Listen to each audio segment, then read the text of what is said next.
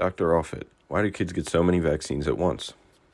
It's a fair question. I mean, it's really hard to watch your child get laid down on that crinkly white paper and get 4 or 5 shots at one time. So generally, children in the first few years of life will get vaccines to prevent 14 different diseases.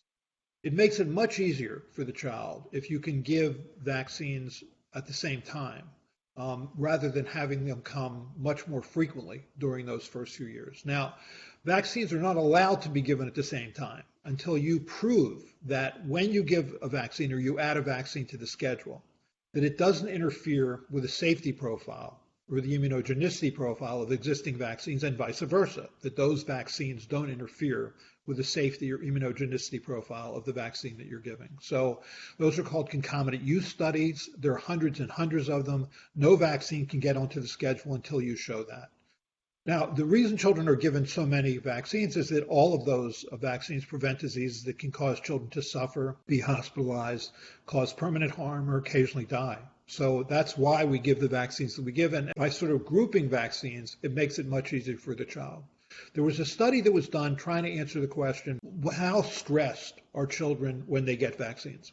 And the way that physiologists measure stress is that they look at the levels of something called cortisol. So if you give a child, say, a dose 1 vaccine, you can measure the cortisol level and then see what happens if you give them, instead of just 1 shot at the time, you give them 2 shots or 3 shots or 4 shots or 5 shots. And what they found, interestingly, was that as you gave more shots, that actually didn't increase the cortisol level. Or said another way, you were basically maximally stressed out at 1 shot. So if that's true, it makes sense then actually to give as many as you can at that 1 visit, rather than to space them out, at which point you're just going to have more and more times during which children are going to be stressed rather than fewer times. So that's why those studies are done the way they were done, and that's why children get vaccines in the manner in which they get them.